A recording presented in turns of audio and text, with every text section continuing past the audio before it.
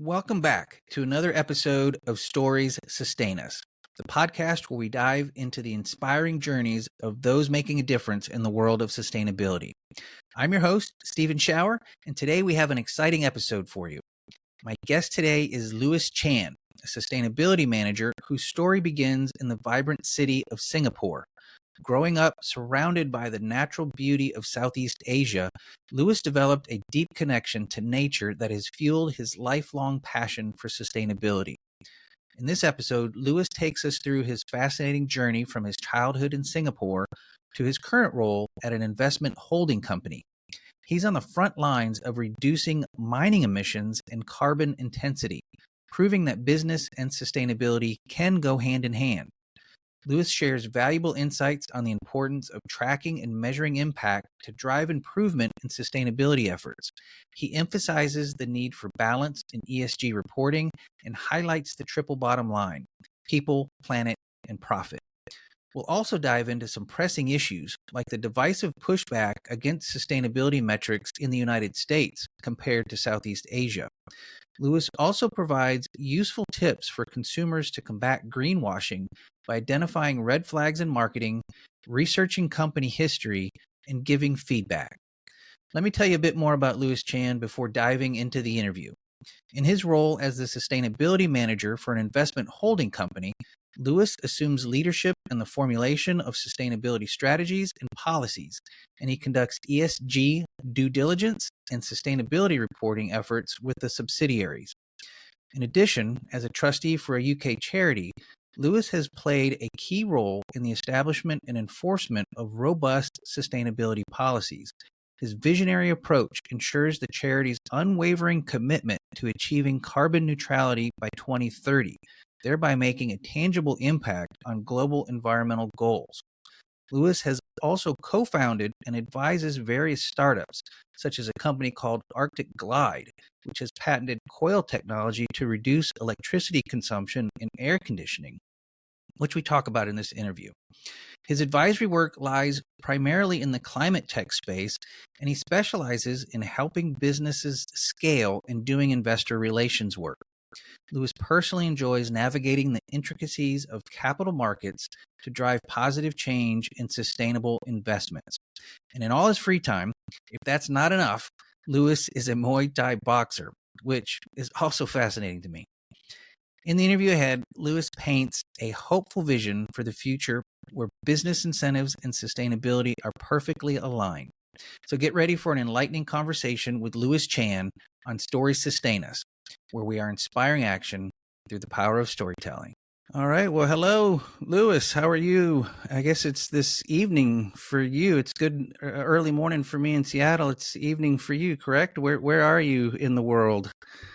Hi, Stephen. Yes, thank you for having me. So, yes, I'm currently based in Singapore. So, it's in the evening for me, but I'm still very much awake because I Yeah. sometimes sleep quite late as well.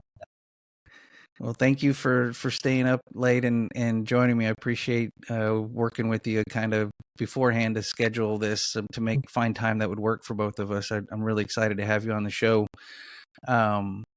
So I guess, Louis, let's just jump in and tell me a little bit about yourself. I haven't had the pleasure of meeting you yet, so I'm looking forward to getting to know you. Tell me, where were you born? What was, your childhood like, and how did you get to this point in your career? What's your history? What's your story? Thank you. Yeah, so I was born in Singapore. So, I'm a Singapore citizen and I have generally stayed in Singapore since then. So, I think, how was I think Singapore, I'm not sure if you have ever visited here, but if you have not, or if you have, you can always let me know if you ever come back here. But Singapore is a mix of urban and some form of nature. So I think it was quite lucky for me that actually I was born while I live in a building and everything. I had a constant exposure to the environment because my parents would always bring me out to nature parks or to Yeah. the rivers nearby to just experience what is it like to be out of your house. So that actually taught me a lot about the value of what nature can do for us and why we should actually protect it. And so that's how I got into sustainability, which is my current area of work. And I've been doing this for quite some time. And I think that I can introduce a bit about what I do in my company. So basically, I work for an investment holding company, whereby we look into investments into commodities, into the mining space. And what I do in sustainability for them is to basically a few things. One of which is to look for technologies to actually reduce our mining emissions or carbon intensity, because we all know that, okay, at least I know, and most people do know, that mining is very much needed for the energy transition in terms of the Sure. minerals and the materials that are needed. So it's a bit hard to just completely stop mining, but it's more important to know that since the materials are needed, what can we do to reduce the negative impact? And that is through different ways. For example, through carbon capture, through hydrogen, to solar, and so much more. So other things that I do is to do reporting, because I think that it's always important to actually measure and track what you're actually doing or the impact you're actually making onto the planet. If you don't track it, you'll never know how can you improve it. So tracking is the first step, but it should never be the last step. It should be the first step to then work out a plan to actually improve the information. And that's what I do as Sure. a job, amongst other things. Other things that I do is also be on a board member for a few organizations, because I believe in contributing my expertise. I don't know everything, but I think I want to share what I do know and to also learn from others. So that involves, for example, being on the board of trustee for an organization in the UK called Report Out, whereby we look at LGBTQIA plus communities. And what I look at specifically is the sustainability angle on how those individuals are actually more affected or more prone to certain climate disasters. Other things that I do is also I co-founded a startup is called Arctic Glide, whereby we are in the air conditioning space, whereby we aim to reduce the electricity consumption. Because we believe that since buildings or air conditioning contributes significantly to a building's emissions, that should be a Sure. key area of focus as well. So other than that, I volunteer a lot in the grassroots, and in hobbies I do Muay Thai, which is a form of Thai boxing, I guess, and I go Oh to a yeah, gym. yeah. Thank you. So let me back you. Well, I want to dive into a lot of your professional experience in just a minute, but can we go back in time? So for folks who may not be familiar with Singapore, and I haven't been to that area of the world yet. I've been, to India, a little to the northwest of you, and to China northeast of you, and Australia kind of southeast of you, but I haven't been into that area of Singapore, which for folks who may not be fully aware is kind of in the Malaysia area. Is that correct? And it's an independent nation, 5 or 6 million residents, I believe, if I understand that correctly. Yes, that's correct. 5-6 million, and Yeah, we are very close to Malaysia. So oftentimes, not me, but oftentimes a lot of my friends actually just drive over to Malaysia to enjoy the food and the things that they have to offer as well. And also a lot of Malaysians actually come over to Singapore to work and vice versa. nice. So your childhood growing up, then you said you grew up in a high rise building. Did you have siblings? What was your childhood like? And how far away were some of the nature parks and things that you visited? Tell me a little bit more about growing up and how you kind of got onto this sustainability path that your parents helped, kind of bring you along on. But I'd love to know a little bit more about how you got here. Yes, thank you. So actually, I'm the only child, so I was the only one in the family, and my family is quite small. It's just my parents and I. But of course, I always have interactions with my relatives. I grew up with my grandparents actually, and also my aunties and uncles. So while I'm the only child, I think I've always received a lot of love and care. So Yeah, I don't feel neglected or anything, which I guess is a good thing looking back. But of course, I'm not sure if I felt lonely when I was a child, but looking back, I may have felt lonely, I guess, because you're the only one, and I didn't have any pets except fishes, if I remember correctly. But I yeah, think that is fine. I think I had accepted it at then, and I think I grew up fine after that. But I think what allowed me to have the social gathering or social interaction is because, I mean, in Singapore there's a lot of nurseries and play groups, so I think I grew up quite closely with my childhood friends. I think there was a lot of interaction. My parents were more allowed me to grow more and gave me more freedom, so I didn't have to go back that early on certain days when I was in primary school or secondary school. So I could just hang out with them and learn from them, teach them stuff, and then basically enjoy what the world has to offer besides just the textbooks and all sorts yeah. of things. And that taught me that how I love human interaction. So I know that I mentioned in my professional career is sustainability, but actually my degree in university was actually in pharmacy, and I chose Okay. pharmacy because I love bio and chemistry, and I still do. And I also wanted to meet people because my impression then and it still stands is that in the pharmacy wards and everything, you get to work a lot with the patients. And usually they are elderly, some middle age and whatever. But I think that I love interacting with them, which is why I chose to pursue a degree in pharmacy at that point in time. But I think along the way, I realized that I think sustainability was more for me, and may also be because my childhood, how I was brought up, is that it's not just the urban sort of things, even though I'm in Singapore, but also the nature sort of things. I guess maybe that influenced me in a way. I'm not sure if it ever did, but looking back, I think it did. So that's why I pivoted away. Yes. In sports or any extracurricular activities or anything as you were growing up that you were involved in besides your studies, what kept you interested as you were growing up? I mean, in primary school I played table tennis, so that's the main sport that I did. In secondary school not so much, but in JC and in university I did a lot of I did dragon boat for a while. I think that Yeah, is wow, yeah, quite fun actually, looking back. yeah, Yes. And then then that got me interested in gymming, because I think that in dragon boat you have to be fit, and then gym was the one that sure, complements that. So that's why I went to the gym, and then somehow I got interested into my Thai boxing, Muay Thai, because I think it's yeah, also important to learn self-defense, and I think it's fun. To me, it's fun. It's tiring, but I think that you only have to go through hardship to actually become a better person. So Muay Thai was what has kept me doing for the past 3-4 years.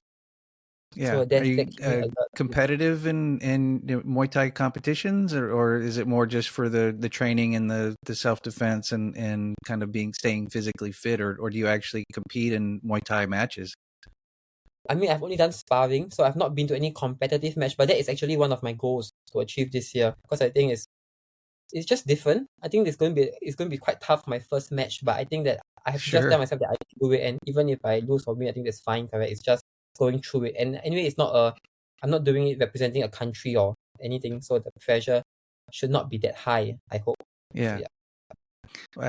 I'm super impressed with that, and anybody who is in those types of physical combat type sports, because it's as much mental as it is physical. I'm sure to be able to compete in something like that, it's super impressive. I didn't know that about you, so thank you for sharing that, and good luck. Hope you make Thank your you. goal and get into a competitive match this year. That's amazing. Yes, thank So you. And I think when that you were in, go ahead. I was going to say that anyone, regardless of your age, can actually do Muay Thai. So there are people in the gym who's like 60 and they're still doing great.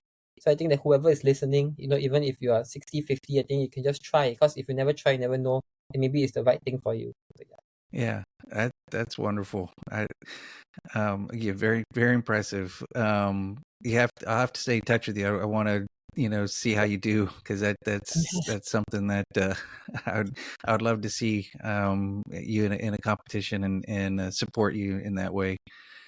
Um, so as you mentioned, you were doing pharmacy in university, and you eventually made a switch to the sustainability career that you're in. Tell me a little bit about that transition. How did you go? Were you a practicing pharmacist first and then made the transition, or did you make that transition before you even got fully engaged into the pharmaceutical field? Yes, I actually made the transition before I got fully engaged into the pharmaceutical field. So I graduated with a bachelor's in pharmacy, but I did not. My first job was already in sustainability as a consultant. So that's my career. As for how did I do it, I think it's through internships, because in university and even in life in general, I like trying out different things. I think that it's important to take risks and learn and see what the world has to offer, because you only live like for that amount of time. So it was through Sure. one of the internships that actually exposed me to sustainability more than what I had thought. Because in the past, I used to think that sustainability was, as I shared earlier, about the nature, about biodiversity, which is great, but I didn't really see or know about what companies can and should do about this particular incident or this particular phenomenon. So it was through internships that I learned more about sustainability, and I felt that I learned quite fast, became a fast learner, and so I was able to grasp concepts quite quickly. And then I did more things after that. I did different programs with like WWF, with UN, the United Nations Environmental Program as well, and a few others. And that firmed up why I love sustainability and why I felt a meaning or purpose being in this field as compared to pharmacy. Not saying that pharmacy is not a good place to be in. I think Sure. it's very much needed in this society, especially in Singapore where there's an aging population. But I think that my calling was more on sustainability, and I'm sure someone else is definitely much better fitted for pharmacy anyway. So yeah. Yeah. Was your first internship in the mining industry, or what industry was that first internship with that kind of sparked your interest in sustainability and learning more about it? My first internship in sustainability was in Deloitte. So it's a consulting Oh, advisory Deloitte. Sure, firm. sure. Big consulting firm. Yes. Yeah. That's And kind of I what think it started. Go ahead. yes, it gave me the exposure, and I got to meet a lot of people who were also passionate about this particular field. So taught me that I think it's fine to you should not for me my personal belief is that you should not be like dragged down or put down by what major you chose, because I think that if you really believe in wherever you want to go, you should just go for it. I mean, you don't want to regret for the next 40 years working in a place you don't belong. So yeah. Yeah, no, that's great advice, and we had Dash on several episodes again, and he had similar advice with his career path, and as you just mentioned, going forward, just trying, even though you might be educated this direction, but if your passions are pulling you somewhere else, to follow your passions. So is it in Deloitte that you started to kind of be exposed to the environment, social governance, the ESG type of tracking? Is that correct? Yes, it taught me about Yeah. it taught me about where can I look for the different sustainability reporting standards and how to apply to help companies actually report. Because in Singapore, listed companies have to do this mandatory sustainability reporting at that point in time, and even till today. So yeah. Yeah.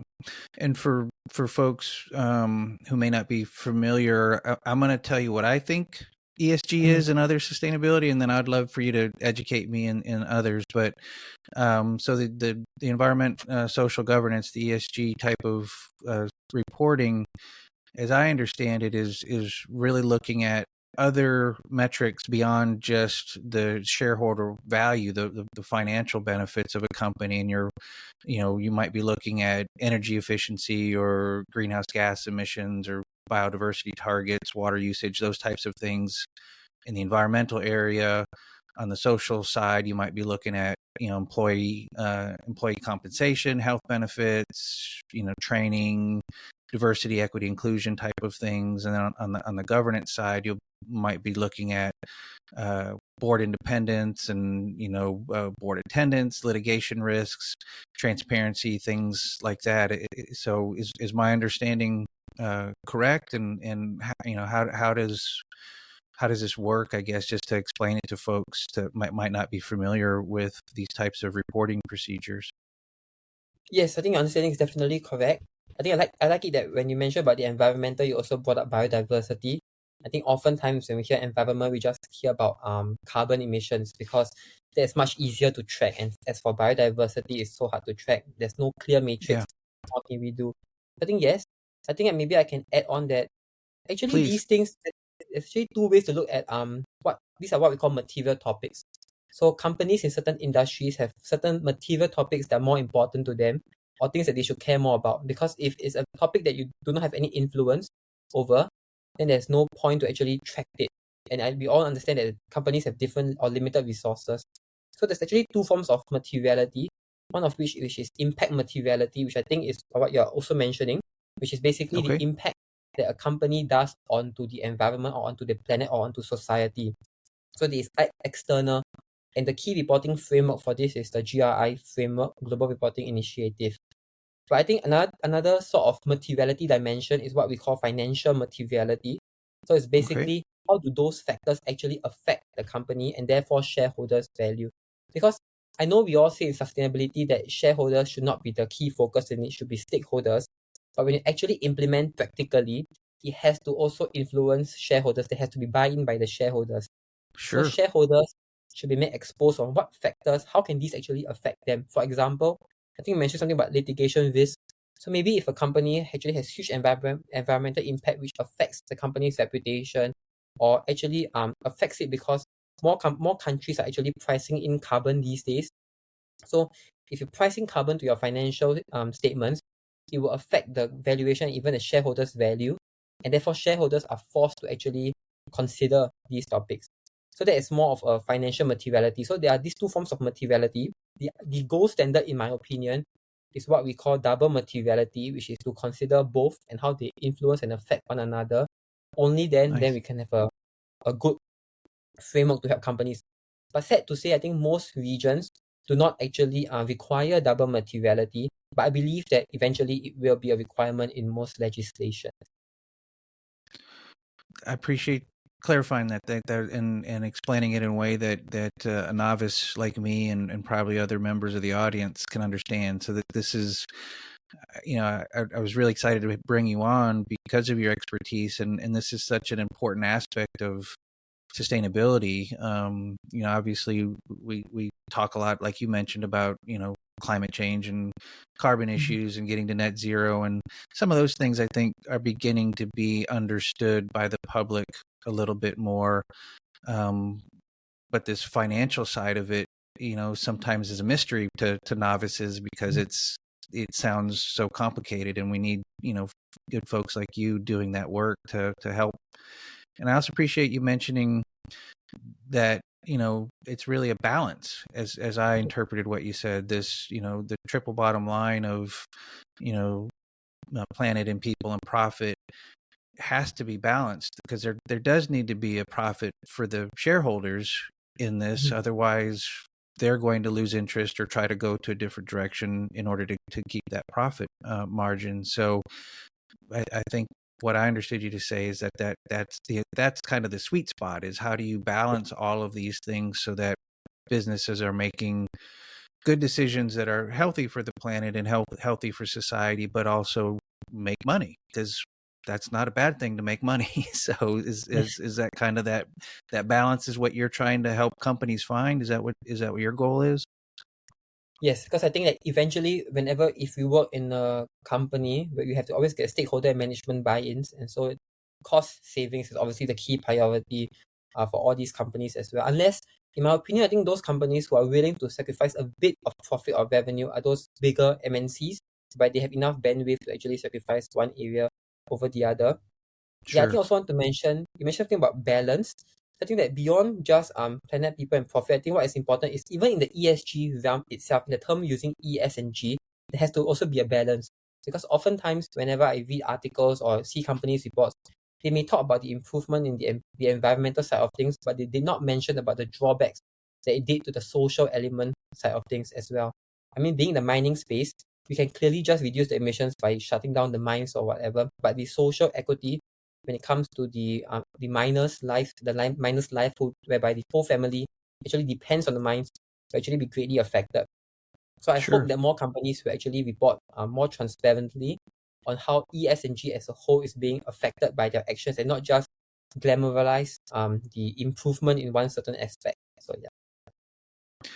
So you let me transition into mining a little bit, because it is such an important industry. We do need it, and certainly for if we're going to be moving our world away from fossil fuels in a sense and moving towards more battery and electricity, batteries are heavily dependent upon the Yes. materials of the world that we need to mine to get to those materials in order to create the batteries we need to get away from oil and gas and other carbon emitting. So how did you get into that field? How did you move from Deloitte and transition your career to eventually get into the mining industry? That sounds like an interesting story to me.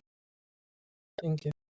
I think for me, I was in Deloitte, I had exposure to different sectors as well, and different functions, and how to help different companies or clients. It ranged over healthcare, even data centers, telecommunications, etc. So I was quite open to any sector, but I did not work on any mining projects. Also because I'm in Singapore. Singapore, I don't think there's any mines here, because most of them are in Canada, US, or even in Australia, which is where the mines are actually based. Mm-hmm. So how did I transition? I think it was someone who just reach out and say that there's mining, there's this unique opportunity whereby it's an investment firm and they are doing in the mining space. It's a pretty unique space for someone who is in Singapore. So do you want to check it out?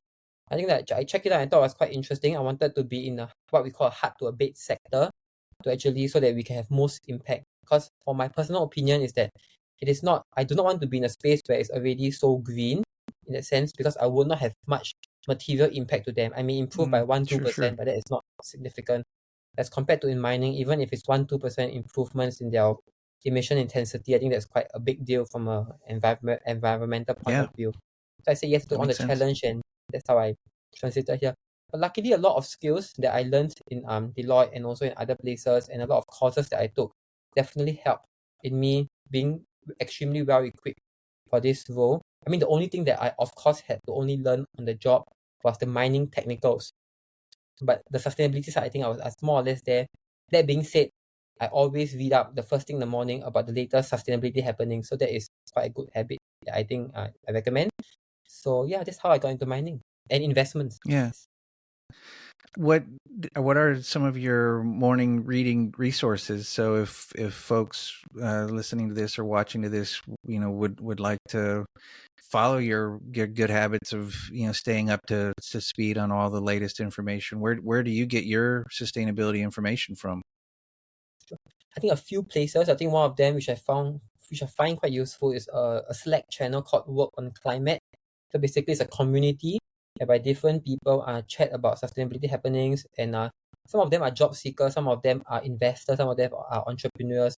I think you get to see the whole sphere, and most of them are not in Asia. So I think that gives me a different perspective as well on what is there out of Asia. I also read different news articles on like Wall Street Journal. I think that is a good source for me. There's a green or sustainability section in Wall Street Journal, so that's why I read out specifically. I do also read others and based on Singapore, but what I do is basically to just search, for example, sustainable finance news, and then I will go to Google and then I'll toggle it to be past 24 hours so that I get to read what has happened in the past 24 hours. And because my mines are in Australia, so then I think it's important to keep aware about the energy transition or energy mix in Australia, and that Hmm. not only involves about what kind of energy is being used in Australia, but also the geopolitics that is happening. Because I think in most part of the world, including Australia, it's the election season this year or next year. So how do the opposition, for example, actually propose certain forms of energy, and whether is it feasible? Because if it's feasible, and if it's completely different from what the country has traditionally planned, how would that influence the mining operation? So, for example, I think as of this recording, the opposition mentioned something about having nuclear, but Australia traditionally was against nuclear, or at least it's not in the law that nuclear is not recommended.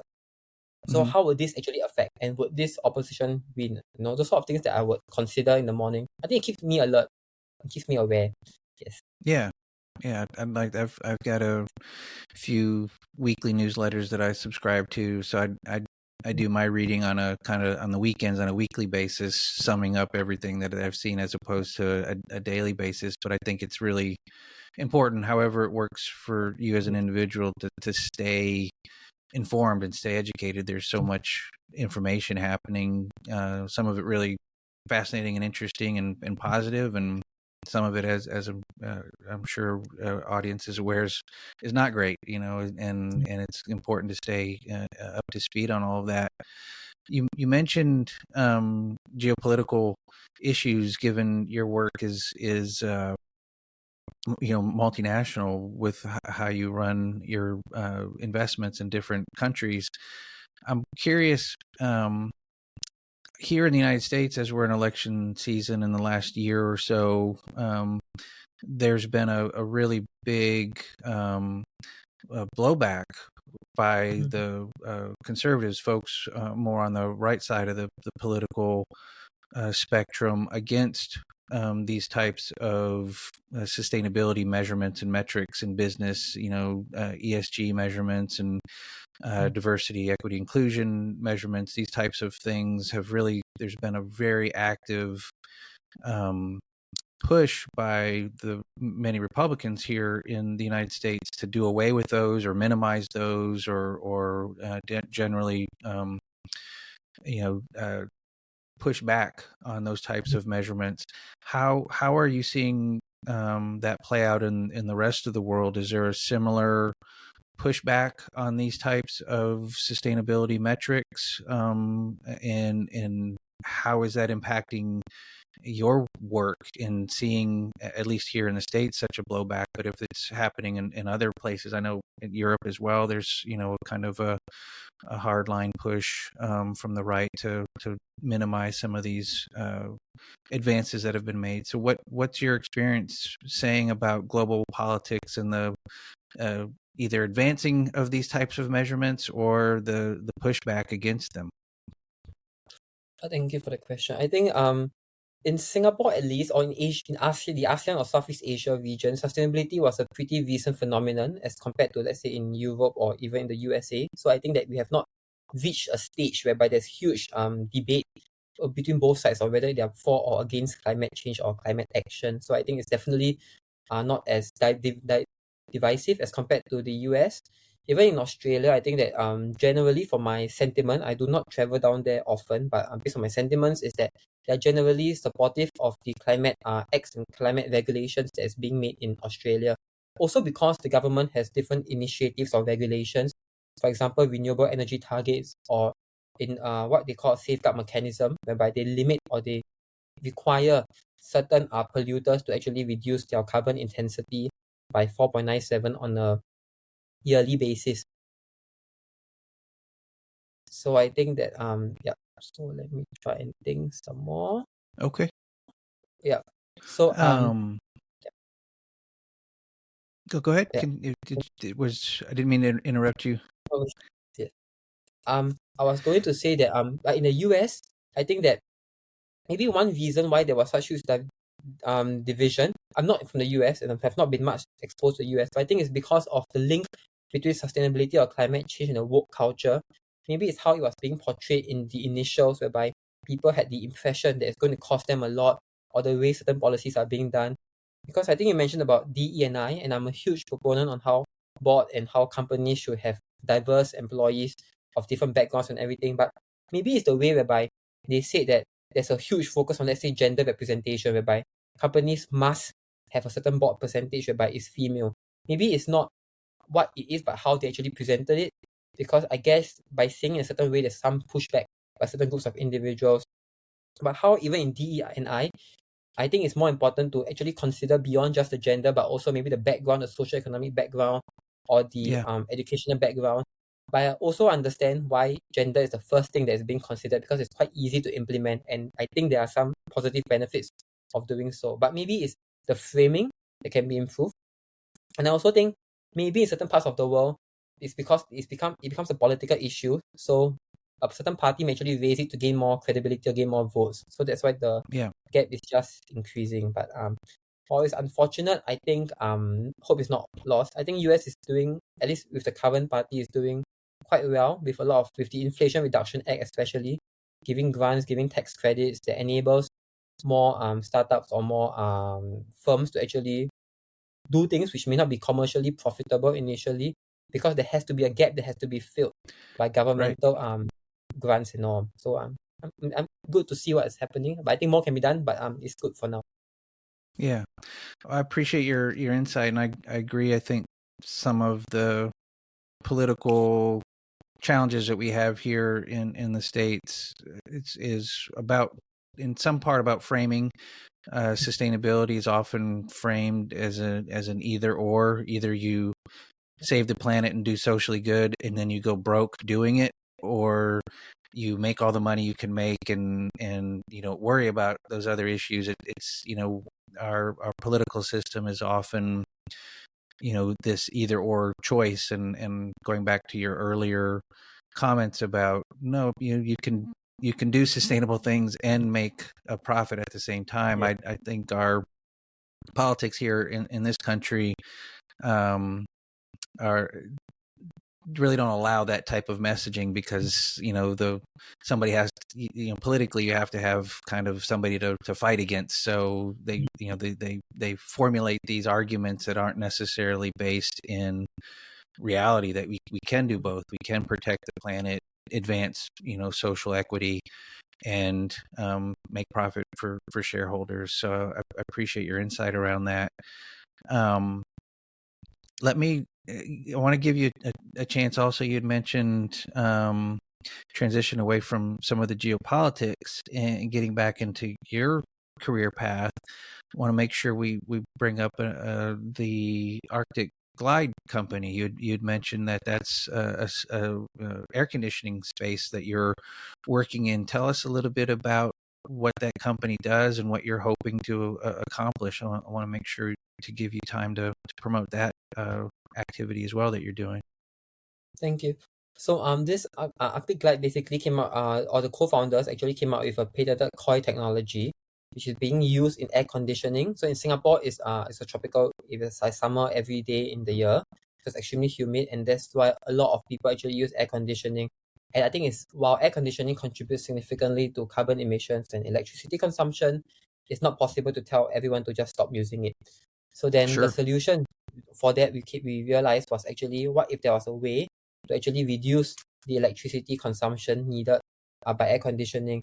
And so what the co-founder, the CTO, actually came up with this coil technology, whereby if we change the design of the aircon, change certain fitting and piping, and put this coil inside, basically we use what we call convectional current system, and what is also known as passive displacement cooling, to actually reduces or remove the need for a fan. So usually in air conditioning, there's always a fan inside whereby it blows the cold air out. Sure. But with our Yeah. coil technology, there is a way to actually push the cool air down through a duct or through a pipe, and then it will actually rise up naturally as it touches the human body. Why? Because human is obviously hotter than the cold air. So as the air touches Sure. us, it becomes hotter and therefore it rises. So that is a layman way of explaining it. But Yeah. basically, we realized and calculated that there is a cost electricity saving of 30% if we use this technology. Of course, I mean, it is, if you ask me, is it going to be cheaper or much cheaper than traditional air conditioning? I think it's not going to be. But long term, over a 15-year life cycle cost calculation is actually there's actually a lot of savings with a payback period of about 4 years only. So long term, it will save immediately. It won't obviously, but we believe that most aircons can last for 15 years, so it makes financial sense as well.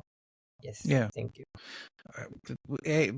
Fantastic idea technology wise. I mean, I think some of what's going to kind of help us get out of the climate mess that we're in is obviously advancing technologies and things that we can do smarter and more efficient and more effectively. And what a great idea. Obviously cool air drops and warm air rises. So what a great concept there to get that type of technology into such an important thing that we need, right? We need air conditioning, and particularly in major urban areas that are getting hotter and hotter as our temperatures around the globe are rising. You also touched on something I think there in that story that I want to dig a little deeper on, because I think this is important in many different aspects of sustainable technology, is looking at the life of the product, because the cost savings at the beginning might not be apparent. But if you look at the life cycle of a particular product, and that I think is a concept that's really important, but people don't always grasp that because we're looking for that immediate savings or that immediate benefit.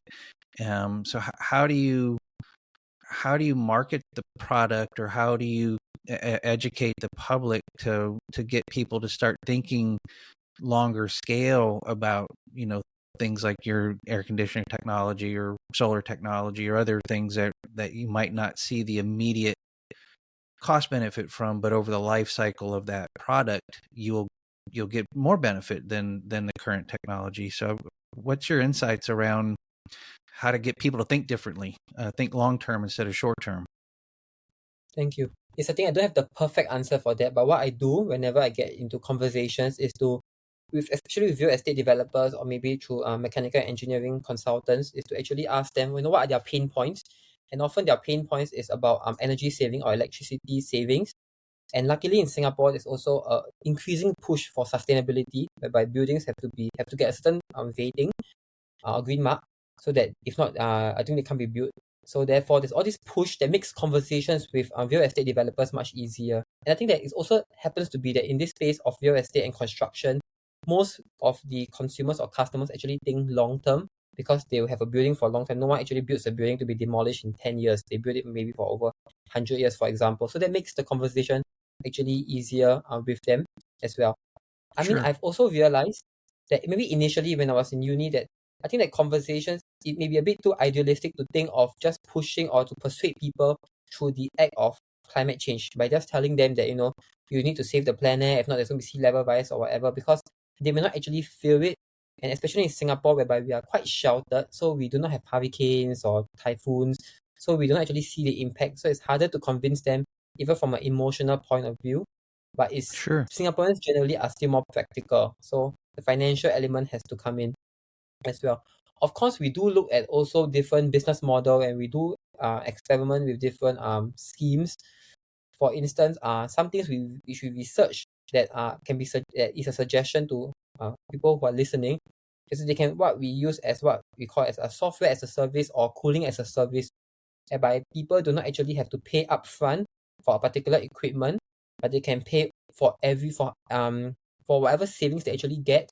They can then pay a premium or revenue to this particular technology. So by doing that, I think it reduces the so-called pain from a buyer's Hmm. perspective, but they will only have to pay when they save. So it also makes sense. But of course, this does not mean it's ideal because there's a lot of things to consider whether the company is able to have the initial capital to actually get all these Absorb that, equipment, right? and everything. But these are just some ways.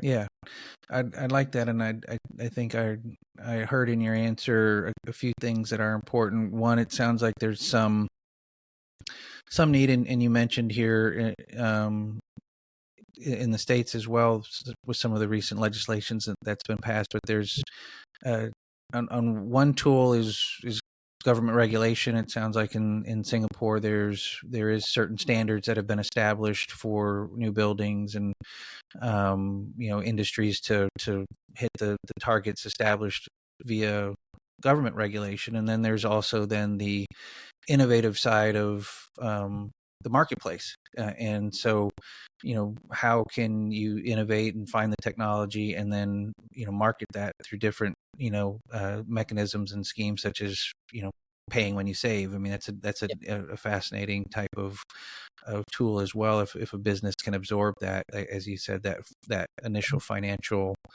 um, impact. So am I interpreting you correctly that there's kind of a need for both some governments to set some standards so that the industries know the targets to hit, but then the industry itself can become innovative and do what so great about capitalism is that it can find the new ways quicker and faster and hopefully more efficient than just government oversight can provide. So is that kind of what I'm getting from you as far as that we need a little bit of both government regulation as well as the entrepreneurial innovative spirit of business?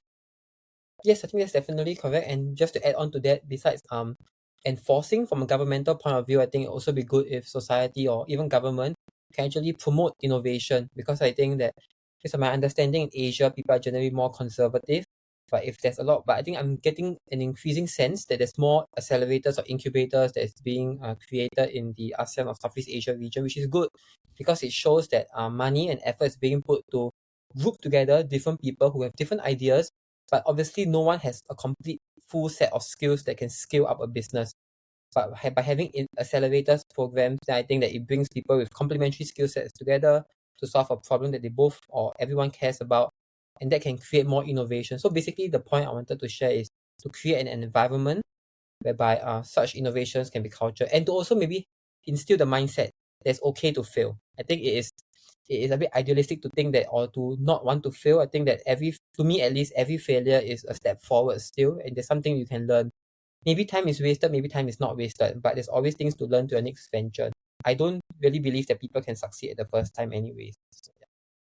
Sure. Failure is part of the process. I Yes. appreciate that perspective as well. I mean, we if you're not failing, you're probably not trying. Yeah. So, Correct.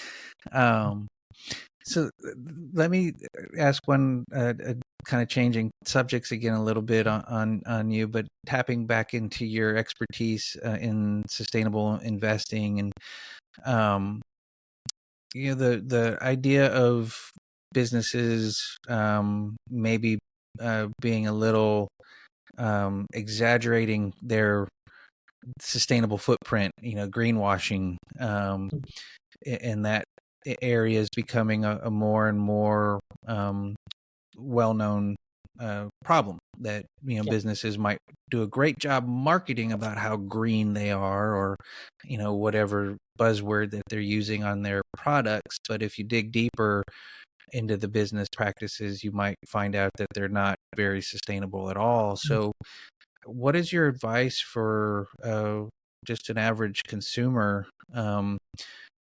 How do we know? Where can we find information, or how can someone really learn if a company that they want to buy a product from is is following some of these ESG metrics, or doing the best that they can do to make a profit, but also be sustainable as well. So how can we combat greenwashing, I guess, is the question. Thank you for that question. Yes, I think that greenwashing phenomenon has actually seen an increase, but I think that with more regulations nowadays, I think there is at least a decrease from what I'm sensing. For example, even in the fund space, I think that there was a EU taxonomy whereby basically the European Union actually declared on what are some metrics that is needed to consider a fund green, and they broke it down into different articles as well. So that's good. But as a consumer, when we look at from a retail perspective, how do we know, or how can we be more astute when it comes to such claims? I think the first is the easiest, which is basically look at the product, look at the advertisement. If it's obviously just green stuff, whereby they use imagery of forest, whereby the company has nothing to do with forest at all, that is a huge red flag to me, because it shows that they are trying to just deceive the general audience by pretending that everything is green. For example, there was some advertisement, I think, about banks. I won't say any names, but basically it was just green, and then there was no, and they put some claims about net zero by when, or they have stopped financing a certain coal company, but actually behind the scenes, some of their funds are actually still financing coal. I mean, Yeah. these are huge red flags to me. If I see those, I would be more, I would suspect these firms more than general firms which just use normal colors like black, red, or any other color. So that's number one. I think number two is to then check the claims, because it's important to know that certain claims can be deceived. Now, those claims does not have to be lies, because those claims could be just part of a wider set of data, but they just nitpick certain form of information. So if it's Right. me, and if of course I must have time, I'll look into whether those claims are actually true. Whether is it true that they have invested, let's say, 50 billion in carbon credits for a particular area, and more importantly, where have those funding actually been to? I think it's to check the information. I mean, nowadays with Google and Yahoo and everything, the so much information out there. You can just search it up, search the company's sustainability reports as well, and you can actually read and find out what's actually there. That's number two. I think number three, what I will also do is to then look at the history of a particular company. If a company has traditionally done some form of greenwashing, I think you can be more skeptical about that. That's not being said that a company can never change. I think companies should and have Sure. actually changed. But I guess that is some form of things you have to consider as well. The last thing I wanted to share is that I think it's to just give a chance to companies, because some companies, maybe the marketing professionals or communications professionals might not be trained in sustainability, or they just have a marketing lens to everything. And that's why there's some deceive being shown. But I think it's not to just criticize, but to also maybe inform them. Maybe a lot of companies have the contact us page on their website anyway. You can just let them know, that is this truly what you claim, and is there any implications? Do you want to reconsider this? And I think with that mindset, it makes companies less fearful of sharing their green initiatives, because besides greenwashing, there's also, I think all of us know about green hushing, whereby companies just hide behind and not claim anything because they fear that if they claim something, some green activists will just come after them. So I don't want that to happen as Yeah. well. So it's hard to strike a balance, but I think as long as we go in to a conversation with that balance in mind, then I think that is a good step forward. Yeah. And thank you for bringing up the green hushing as well, that idea that companies are afraid to share what they're doing because of the fear of backlash, or what may happen. So thank you for bringing up that perspective. From your, obviously being more on the business side, that's something that a consumer might not be aware of. So thank you for sharing that. So Lewis, I want to give you an opportunity here, as we're getting kind of near the end of the interview, thank you again so much for your time and your expertise and explaining everything that you've shared with us today. It's been really helpful to me. I hope for the audience as well. But now's your time to kind of plug whatever your own businesses, or how can people get in touch with you? What's your call to action? What would you want people who are listening to this or watching this, what do you want them to do? What's your call to action for the world watching this? Thank you. I think call to action to me which is something I've also been doing, is basically to, all of us meeting that being sustainable or making a positive impact is actually very difficult and that it does not affect us. But I think we can see, or we should be exposed to what climate change can actually do. And I think that let's look at past data. There's a lot of data which I can obviously share offline as well, that can actually shows that what the link between human actions, or the huge growth in human population, and the link with carbon dioxide, which is a greenhouse gas. But what we can do does not have to be very major. If we do not work in a space that allows us to positively contribute that much, we can just do a few things. For example, number one, do a baseline, what we call baseline accounting of one's own action. Basically looking at what is the small things that we do that we can actually change. You don't have to change everything at one go. For example, maybe when we have takeaways, we bring our own boxes of food, or we can have what we call meat-free Mondays, for example, also, or Yeah. we can bring our own cutleries. These are small things that we can do, and I think that we should do things, for the first step, we should do things which we are comfortable about first. And by transiting that way, I think eventually we'll do more and more sustainable stuff and changing our lifestyle. And you realize that a lot of these lifestyle changes can actually have cost savings as well. That's another episode, but yeah, that's what we can do on the end. I think also in the point about companies I raised earlier, we may be in different jobs. I mean, not all companies have a sustainability role. Not all companies may say that they care about sustainability. But regardless of what functions we are in, I firmly believe that we can actually do our part. We can actually look at our job scope and see how can it be more sustainable. What can we do? Let's say even from a communications angle, how can we communicate in a more clear way that actually portrays certain sustainability elements in it as well. So my view is that every job can and should be a green job. So that is a view that I always have, and I think that is a view that you all can consider too as well. And I mean, if anyone wants to contact me for further clarifications, I'm always available on LinkedIn and my own website as well, and happy to chat as well. Yeah. Fantastic. And I'll put your LinkedIn and your personal website, which is really nice, by the way. I'll put those in the show notes. So if anybody does want to contact you, they can get those links from the show notes page of the podcast. So, thank you for those call to actions. I like the kind of those, that self-appraisal and small actions matter. So I appreciate that idea, and certainly being as a communicator most of my professional career, I appreciate your kind of business perspective that businesses need to continue to improve and clarify their communications and be more transparent and help tell that story in a more transparent way that citizens can understand. So I appreciate both your call to actions to individuals as well as to corporations. I guess we're at the part of the program where I ask people about their hopes for the future. So, when talking about these sustainability topics, they're sometimes hard, and there's some really challenging, times ahead of us with regards to a warming climate. So hope is this idea that there's a vision for a better future, and that we have some ability to take steps towards that better future. So I'm going to ask you 3 questions, and just kind of give me your first answer. It's kind of a rapid fire thing, because I want to know what makes you hopeful. So the first question is, what's your vision for a better future? And it can be for you personally or professionally or for the world. What's your vision for a better future? I think my vision for the better future is whereby business incentives and drivers are actually aligned with sustainability, whereby there is a clear intersection between both of them and that both can go hand in hand. Now, second question is why? Help us understand why that's your vision for a better future. I think after all, my opinion is that capital is a huge driver of growth, and if you do not get businesses on board, then there's no way anything is going to progress forward. And businesses have a lot of capital, so we just need to get their buy-in. And how do you get their buy-in is through individual actions, and as I shared earlier about governmental regulations as well. Yeah.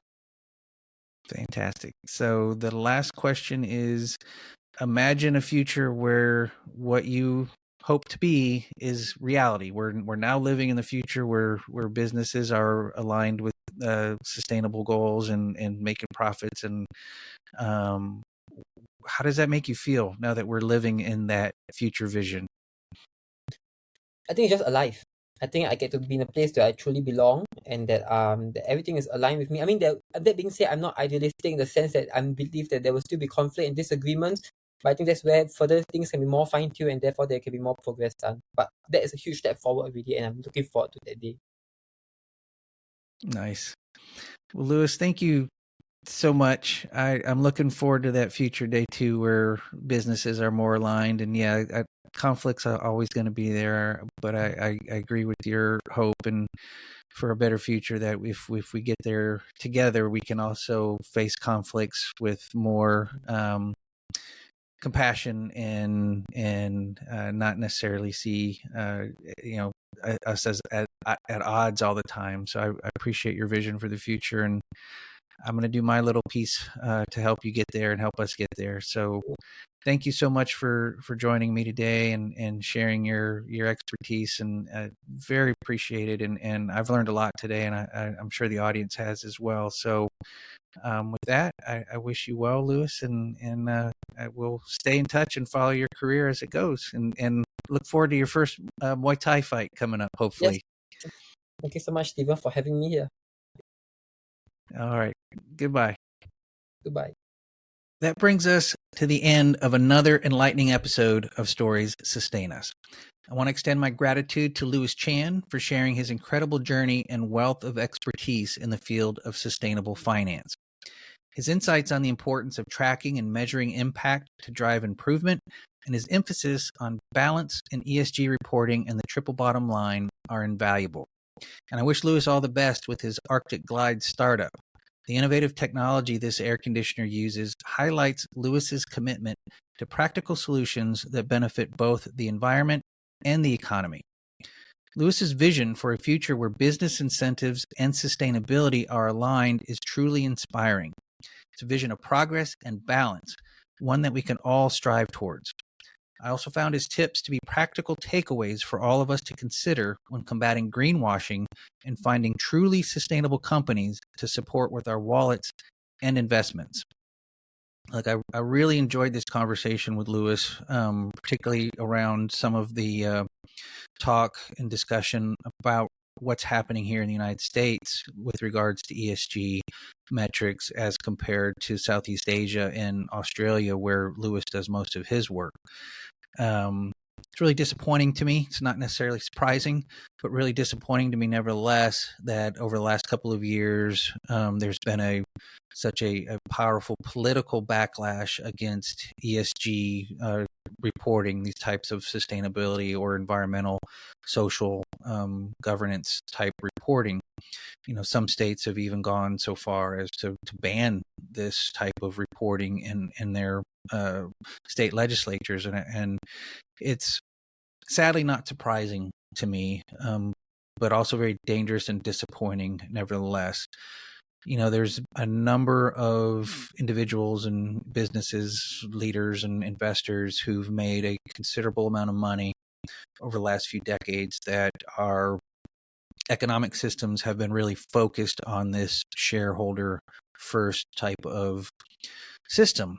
And those folks don't like change. They don't want change, right? The system's working well for them. It's benefiting them and their pocketbooks immensely. And it's those business interests that often have a significant hand in helping elected officials get into office. So it's not surprising then that those elected officials also have a strong dislike for ESG reporting. They're supported by the same companies that don't like ESG reporting. Shocker. So one of the arguments that is often made by those who are against ESG reporting is that it is puts at risk shareholder profits. I mean, they're just making it clear. Look, they want to continue with shareholder first economies, which is why they don't want to look at the environmental, social, or governance issues in a regulatory fashion because it might harm shareholder profits. That's an old way of thinking. It's an outdated way of thinking. It's certainly not visionary. It's not looking forward. It's not looking to see how we can become more sustainable as a society, as a world. And that's troubling to me. I deeply believe that all of our need to move towards a sustainable world hinges largely on this economic piece. If we can't move away from a shareholder first perspective towards and into a more balanced triple bottom line approach of people, planet, and profit, right? It's great to make money, but if you're making money at the cost of everything else, harming people, harming the planet, then that's not sustainable. So those who are fighting these ESG metrics because they want to maintain the status quo of shareholder first, it's disappointing. And I hope those who vote pay attention to what those elected officials are doing and saying in these areas of sustainability. Might not be top of mind this particular election cycle, but it is certainly important nevertheless that you learn where those who want your vote stand on these important issues of environmental sustainability. And ESG reporting and metrics are part of that. They're not perfect, but they are moving us towards a more balanced approach to economics that I think is incredibly important if we're going to live in a sustainable world. And they also help in the realm of greenwashing. I mean, that's a real thing these days. It's hard for a consumer to know when a business tells us on their packaging or in their advertising that they're green, that they're environmental, that they're sustainable, that they're doing the right thing. Advertising is not always telling us what's actually happening with these products. And it's interesting, right? We live in this world where macroeconomic theory talks about the free flowing of information between the producer and the consumer so that we can have these markets that function properly. As a consumer, it's darn near impossible to find out the truth of what's actually going on. The producer is always going to have more information about their product than the consumer. So without a reliable and accurate sense of environmental and social reporting and governance reporting, this ESG type of reporting, without that regulatorily mandated and in place, the consumers are going to have a heck of a hard time ever knowing if a company is telling the truth about its footprint with regards to sustainability and environmental protections that are in place. We're not going to know about the externalities that the company is aware of, but they're passing on to us, the consumer, to deal with. So there are regulations in place that can protect the financial systems, that protect the shareholder first value. So regulations aren't necessarily bad. They are already in place to make sure shareholders are protected financially. I'm just simply suggesting that now is the time that we also implement regulations that look to protect us from the environmental perspective of businesses and their social impact of businesses as well. And yes, those might impact the shareholder first perspective, but that's the point. We're trying to have more balance, not do away with profits, but make sure that the system itself is more balanced so that people, planet, and profit is all getting looked at within our economic system. So it's a lot to look at, and I'm sure I'll have more guests on in the future to talk about these types of issues. But for now, I just thank Louis for the work that he's doing in Southeast Asia, being on the front lines, and particularly in the industry of mining. We need mines, clearly, but helping them become more sustainable and more environmentally balanced is such a crucial thing, and kudos to Louis for taking on that work. So please join me in thanking Louis Chan once again for his time and his insights. And I want to thank you, audience, for tuning in. If you enjoyed today's episode, please be sure to share it with others. Subscribe to the show's channels, please. Rate the show and leave a review. If you leave a comment, I'm going to respond. So, please get in touch. Let me know what you think of the show. Let me know if you have any guest ideas or somebody that you'd like me to interview. I'd appreciate that feedback as well, just as I appreciate all your support for this show. So thank you.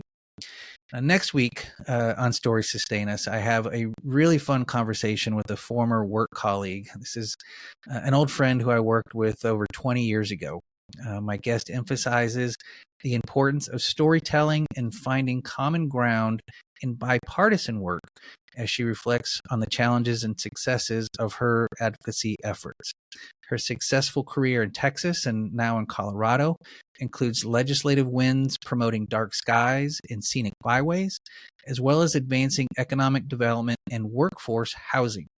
So join me on August 13th for an engaging conversation about the importance of balancing sustainability and economic profitability and the need for a more representative and collaborative political system.